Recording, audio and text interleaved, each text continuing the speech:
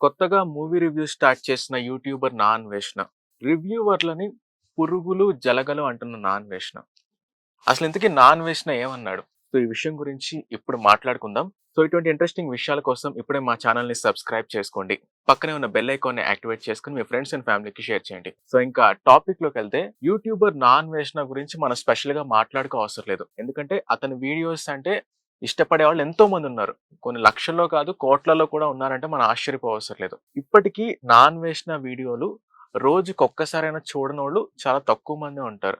చాలా మంది రోజుకొక్కసారైనా చూస్తారు ఆయన వీడియోస్. ఎందుకంటే ఒక ఫన్ ఉంటది.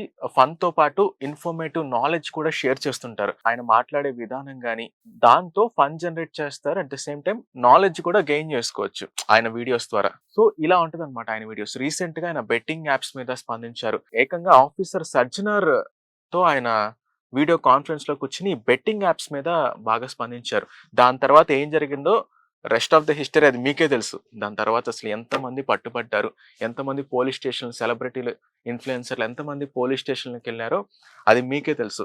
సో, ఆయన ఇంపాక్ట్ అంత బాగా చేశారు. అంతకుముందు బెట్టింగ్ యాప్స్ అనేది ఎంతో మంది ప్రమోట్ చేశారు. స్టార్ హీరోస్ నుంచి చిన్న చిన్న వీధుల్లో ఉండే ఇన్‌ఫ్లుయెన్సర్స్ వరకు ఎంతో మంది బెట్టింగ్ యాప్స్ ప్రమోట్ చేశారు.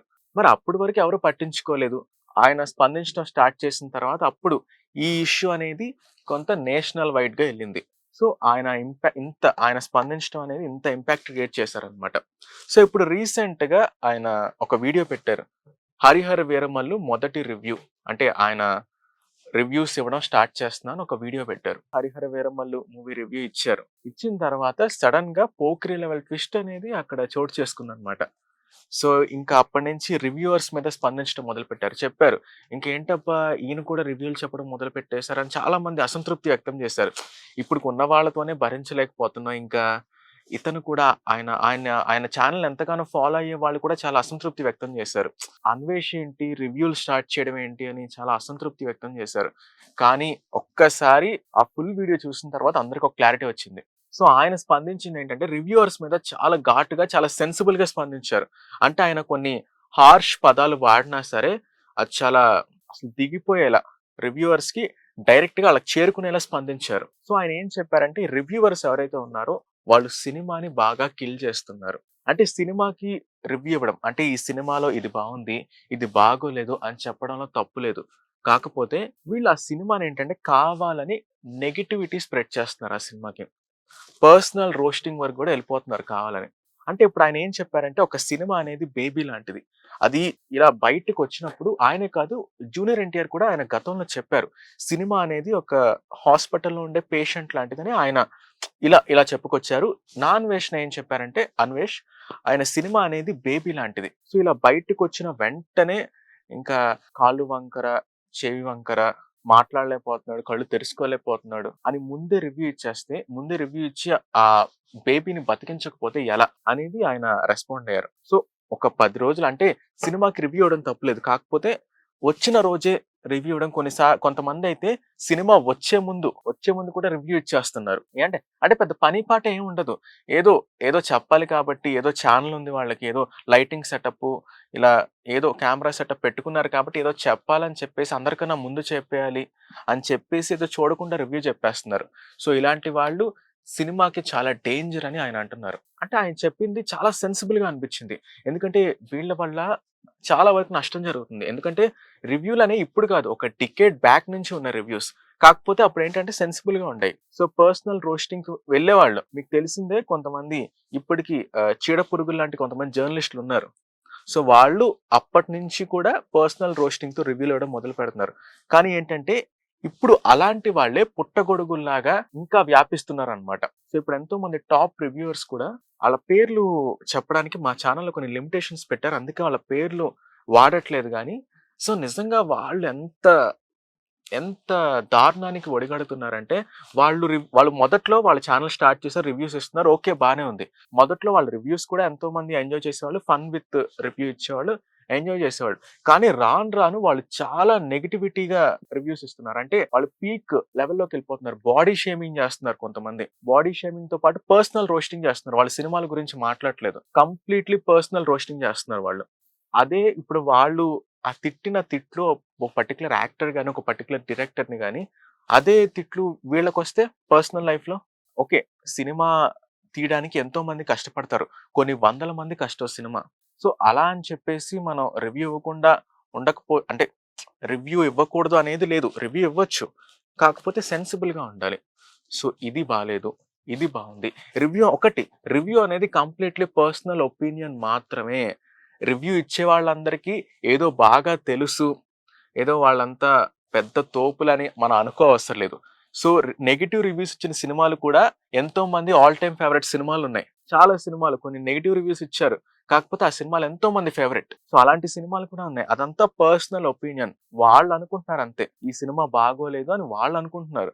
కానీ మీకు నచ్చొచ్చు ఆ సినిమా. థియేటర్‌లో చూసిన తర్వాత మీకు బాగా అనిపించొచ్చు. సో, ఇంకొంతమంది ఏం చెప్తున్నారంటే అంటే ఒక రివ్యూవర్ ఏంటంటే ఆయన ఇంటర్వ్యూలో ఏం చెప్తున్నారంటే ఇప్పుడు రివ్యూ ఇవ్వాలంటే ఏమన్నా న్యూయార్క్ ఫిల్మ్ అకాడమీలో ఏమన్నా డిప్లొమా కోర్స్ చేయాలా? చేయాలా? అంటున్నారు. ఏదో వెటకారంగా. కోర్స్ చేయవసరం లేదు. కానీ అవగాహన ఉండాలి. ఒక సినిమాని అంటే ఆ సినిమాలో ఏం డిఫెక్ట్స్ ఏమున్నాయి? అంటే ప్లస్ పాయింట్స్ ఏమున్నాయి? అలా అని డిఫెక్ట్స్ చెప్పొద్దని చెప్పట్లేదు. కంప్లీట్ పాజిటివ్‌గా ఏం చేసినా పాజిటివ్‌గా చెప్పమని చెప్పట్లేదు.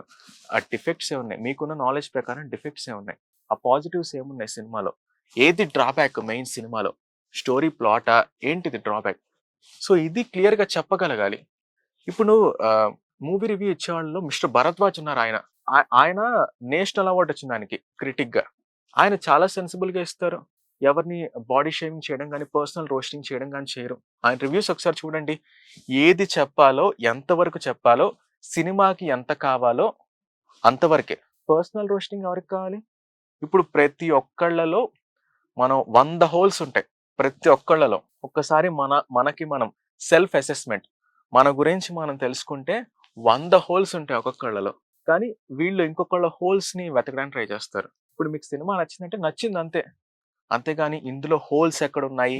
మ్యాన్ హోల్స్ ఎక్కడున్నాయి? ఇలాంటివి వెతకడం మొదలుపెట్టారంటే మీకు ఏది నచ్చదు. ఇప్పుడు రివ్యూవర్స్ వాళ్ళు పీక్ స్టేజ్‌లోకెళ్ళే కొద్దీ ఏమవుతుందంటే ప్రతి దానికి రివ్యూ ఇవ్వడం మొదలుపెడతారు వాళ్ళు. ఒక సినిమాకి కాదు. ప్రొడక్ట్‌కి రివ్యూ ఇవ్వడం ఓకే. ఎందుకంటే మనం వాడతాం కాబట్టి, సో, వాడిన తర్వాత మన ఒపీనియన్ అంటే మన ఎక్స్‌పీరియన్స్ బట్టి మనం రివ్యూ ఇస్తాం. అదంతా ఓకే. ఒక రెస్టారెంట్‌కెళ్ళినా ఇదంతా ఓకే. వాళ్ళేం జేస్తారంటే ఒక పేద ఫ్రెండ్ బాగా డబ్బులు లేని ఫ్రెండ్ పెళ్ళికి పిలిస్తే, ఈ పెళ్ళిలో అది బాలేదు. సో, ఈ పెళ్లి కూతురికిచ్చే రేటింగ్ 0.5 ఈ స్టేజ్‌లోకెళ్ళిపోతారు వాళ్ళు. ఇప్పుడు అప్పుడప్పుడే పెయింటింగ్ నేర్చుకుంటున్న ఒక పిల్లవాడు వాళ్ళ దగ్గరకొచ్చి ఆ పెయింటింగ్ చూపిస్తే చెత్తలా ఉంది. దీనికి 0.2 రేటింగ్ అంటే రేపొద్దున్న ఆ పిల్లవాడు ఇంకోసారి పెయింటింగ్ ఏయడానికి ఇంట్రెస్ట్ చూపిస్తాడా? చూపించడు. సో, ఇలా ఉంటది. అంటే ఇప్పుడు దానికి స్పెసిఫిక్‌గా ప్రతి ఒక్కళ్ళు ఏ ఫీల్డ్‌లో ఉన్నవాళ్ళైనా సరే అందరూ కోర్సులు చేసి సినిమా ఇండస్ట్రీలోకొచ్చినోళ్ళు, ఇలా రివ్యూస్ చెప్పేవాళ్ళు ఎవరు ఉండరు. ఇప్పుడు అట్ ది సేమ్ టైమ్ మా ఛానెల్‌లో చూసుకుంటే, ఇప్పుడు ఓన్లీ జర్నలిజం చేసిన వాళ్ళు మాత్రమే మీడియాలో ఉండాలంటే, మా ఛానెల్‌లో నేను తప్ప ఎవరు ఉండరు. కానీ మా ఛానెల్‌లో మంచి మంచి ఎడిటర్స్ ఉన్నారు. వాళ్ళందరూ ఎడిటింగ్ మీద అవగాహన తెచ్చుకొని ఎడిటింగ్ చేసినోళ్ళున్నారు. కెమెరా డిపార్ట్‌మెంట్ వాళ్ళున్నారు. వాళ్ళ కెమెరా మీద అవగాహన తెచ్చుకొని, సో, ఇలాంటి ఔట్‌పుట్ ఇస్తున్నారు. అవగాహన తెచ్చుకొని మీరు దేని మీదైనా రెస్పాండ్ అవ్వచ్చు. ఏ పనైనా చేయొచ్చు. సో, దానికి స్పెసిఫిక్‌గా డిగ్రీ చదవవసరం లేదు. At the same time diploma course చేయవసరం లేదు.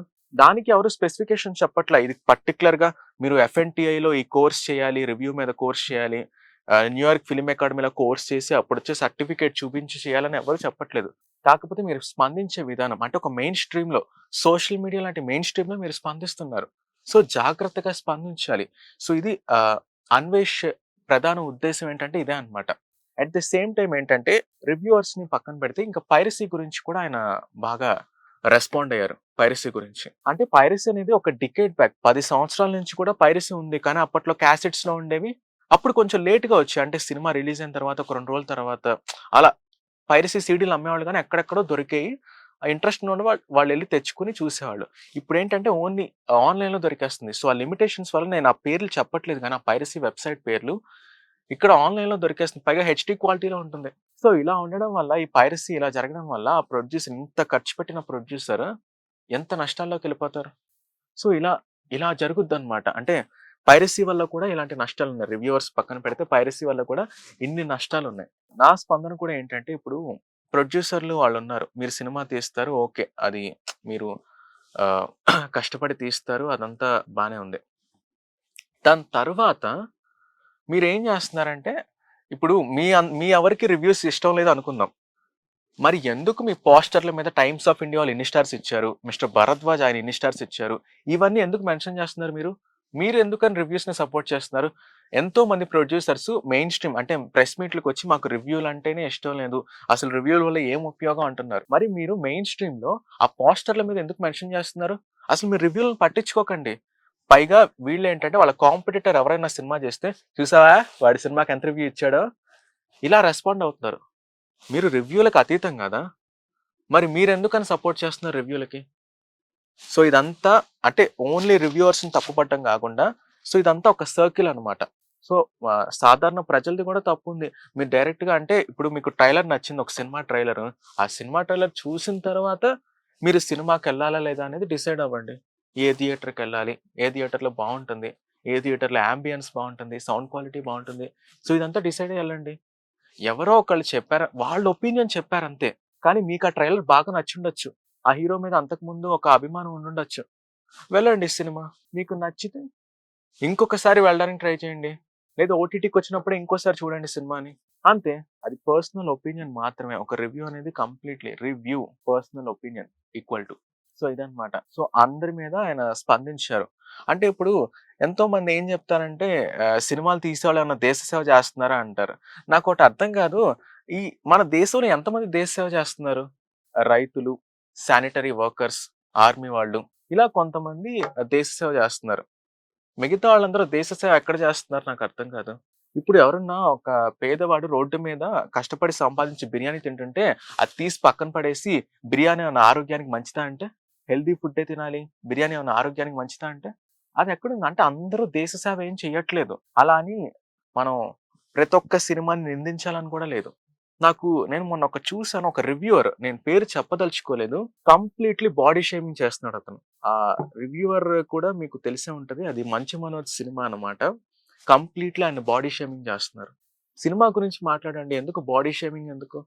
సో, ఇలా నాన్ వేషణ కూడా స్పందించారు. అంటే ఆయనే మెయిన్‌గా ప్రధానంగా రివ్యూవర్స్ మీద వీళ్ళ మీద స్పందించారు. సో, కాబట్టి ఏంటంటే జనాలు కూడా దీని మీద చాలా మంది ఆహ్, స్పందించారు. అంటే ఎప్పటినుంచో జనాలు కూడా విసుగెత్తిపోయారు ఈ రివ్యూస్ వల్ల. మరి ఇంత దారుణమా? అంటే మొదట్లో ఈ రివ్యూస్ ఇచ్చేవాళ్ళందరూ వీడియోస్ బానే ఉండేయి. సెన్సిబుల్‌గా ఇచ్చేవాళ్ళు బానే ఉండేది అక్కడితో. ఓకే. కానీ వీళ్ళు మెల్లి మెల్లిగా ఏంటంటే వీళ్ళే సినిమాని డిసైడ్ చేస్తున్నారనే ఫీలింగ్‌లో ఉంటున్నారు వీళ్ళు. ఆ ఫీలింగ్‌లో ఉండి వాళ్ళు పర్సనల్ రోస్టింగ్, బాడీ షేమింగ్ చేస్తున్నారు.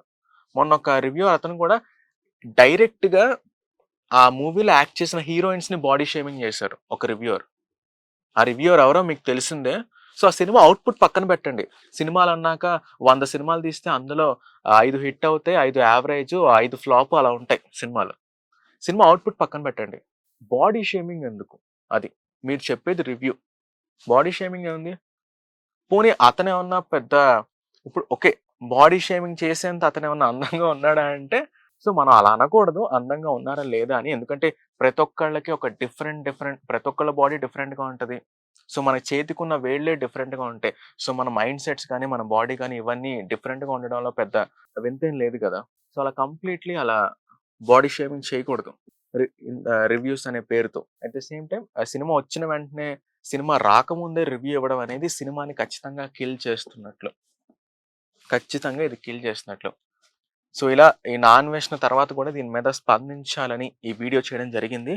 సో, ఇటువంటి స్పందించే వీడియోలు గనక మీకు ఇన్‌స్టంట్‌గా రావాలంటే మా ఛానెల్‌ని సబ్స్క్రైబ్ చేసుకోండి. పక్కనే బెల్ ఐకాన్ కూడా ఉంటది. దాన్ని క్లిక్ చేయండి. మీకు ఈ వీడియో నచ్చితే షేర్ చేయండి.